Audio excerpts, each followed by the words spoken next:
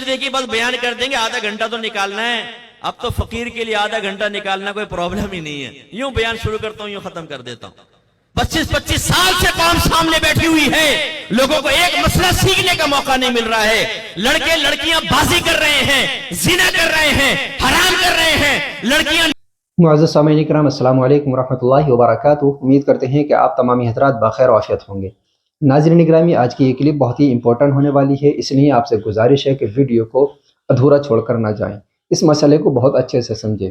یہ آج کی کلپ خاص کر ائمہ حضرات کے لیے ہیں, کیونکہ آج کل ہماری امامت کا حال کچھ اس طرح کا ہے کہ ہمارا مقصد صرف تنخواہ لینا رہ گیا ہے.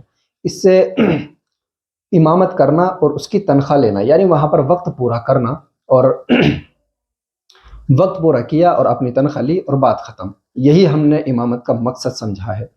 لیکن امامت کا مقصد یہ نہیں ہے کہ ہم نے جو ہے امامت کر کے وہاں پر وقت بتایا اور جو ہے صرف تنخواہ لے لی.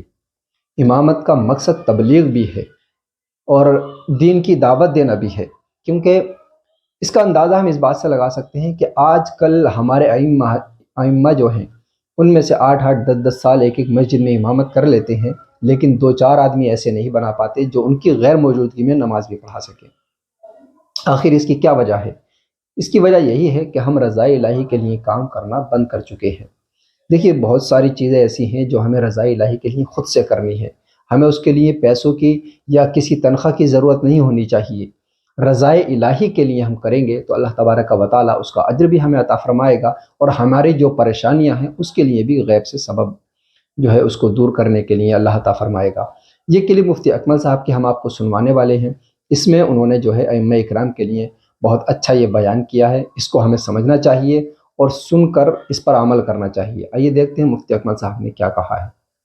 یہ جو ہماری قوم آج جمعے کے بیانات میں آ کر علماء کے سامنے نہیں بیٹھ رہی, اس کی وجہ کیا ہے؟ ہمارے علماء نے تیاریاں کرنا چھوڑ دی.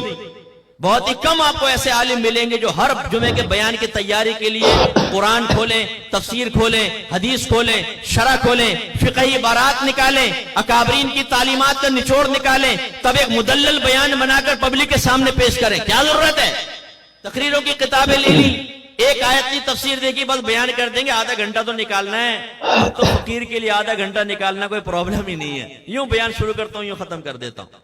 25 سال سے قوم سامنے بیٹھی ہوئی ہے, لوگوں کو ایک مسئلہ سیکھنے کا موقع نہیں مل رہا ہے. لڑکے لڑکیاں بازی کر رہے ہیں, زنا کر رہے ہیں, حرام کر رہے ہیں. لڑکیاں لڑکوں سے دوستیاں کر رہی ہیں, اپنے ماں باپ کی, اپنے بھائیوں کی گردن شرم سے جھکانے کے لیے گندی حرکتیں کر رہی ہیں. اور یہاں صاحب بیان دیکھ لیں, پبلک کچھ چاہ رہی ہے, بیان ادھر جا رہا ہے, پبلک کی سوچیں ادھر جا رہی ہیں. نہ کوئی کرنٹ ایشوز پہ کلام, نہ ماڈرن چیلنجز کے بارے میں کلام. ایک ینگسٹر, ایک پڑھا لکھا نوجوان کیا کرے گا مسجد میں آ کر؟ آپ کے سامنے آدھا گھنٹہ بیٹھ کے کیا کرے گا؟ کیوں بیٹھے وہ اس وقت نکل کر آئے گا جب آپ کے دوسرے خطبے جمعے کی اذان کے لیے مائک میں کھڑ کھڑ پیدا ہوتی ہے نا. یہ مخصوص اور بڑی محبوب سی آواز نوجوانوں نے یہاں اپنی میموری میں فٹ کر رکھی ہے. او جمعے کا ٹائم ہو گیا, بھاگ کے بس پہنچ جاتے ہیں. نماز پڑھی, پھر اس کے بعد وہ سنن نوافل نہیں پڑھتے. آپ دیکھیں جمعے کی نماز ختم ہوتی ہے, ہمارے نوجوانوں کو رش جوتیوں پہ زیادہ نظر آئے گا, جیسے 5-5 ہزار کے نوٹ بانٹ رہے ہیں. کیوں بھاگتے ہیں وہ؟ ہم نے بیزار کیا ہے انہیں, علماء نے بیزار کیا ہے. ہمارے جمعے کی نمازیں پڑھانے والوں نے قوم کو بیزار کیا ہے دین سے. جب ایک نوجوان کی ریکوائرمنٹ بھی پوری نہیں ہوگی, وہ کیوں آگے آگے آپ کے سامنے بیٹھے گا؟ ہم نے ایک لسٹ بنائی ہے کہ آج کل نوجوانوں کے یہ مسائل ہیں. مسائل کیا ہیں, اس کے اسباب کیا ہیں, اس کا حل کیا ہے, حل پہ استقامت کیسے ملے گی. کی ہے ہم نے تیاری. کیوں آئے گی قوم ہمارے پاس؟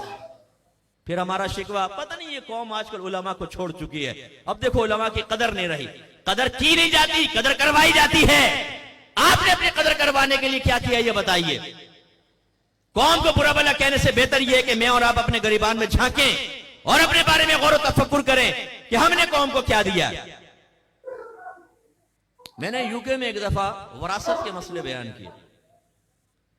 جمعے کا بیان تھا, میں نے وراثت کے مسائل بیان کیے. ایک شخص میرے پاس آیا, کہنے لگا 63 سال ہو گئے, بوڑھے تھے, 63 سال ہو گئے بیانات سنتے ہوئے, آج زندگی میں پہلی بار ممبر سے میں نے یہ مسئلے سنے. ایسی ایک جگہ میں نے تقدیر کے مسائل بیان کیے، مسئلہ تقدیر کو بیان کیا، اس کی اقسام ذکر کی۔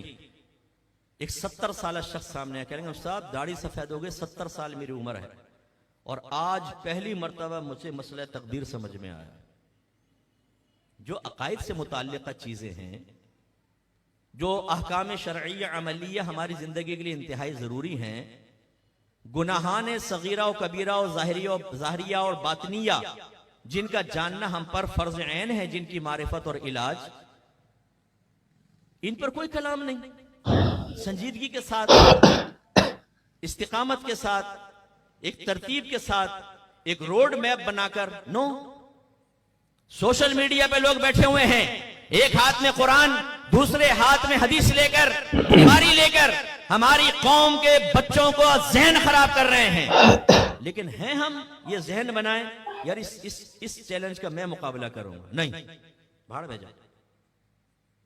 کھانے پینے سے فرصت ملے، دوستیاں نبھانے سے فرصت ملے، بیوی بچوں کے لاڈ اٹھانے سے فرصت ملے تو نبی کریم کے دین کو بھی دیکھ لیا جائے گا۔ لوگ تباہ ہو رہے ہونے دو، ہمیں کیا ضرورت؟ غلط۔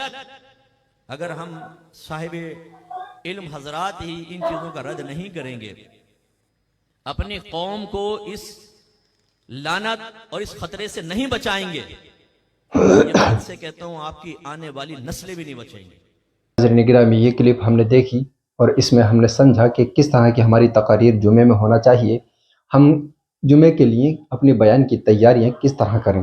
دیکھیے، یہ برا ماننے والی بات نہیں ہے، میں سمجھ سکتا ہوں کہ بہت سارے لوگ اس کو برا بھی سمجھیں گے، کیونکہ یہ کہنے کا انداز آدمی سمجھتا ہے کہ اگر کوئی سمجھانے والی بات ہو تو اس کو برا سمجھتا ہے، کیونکہ آج کل دیکھا بھی یہی جاتا ہے، سمجھانے والا انسان سب سے زیادہ برا مانا جاتا ہے۔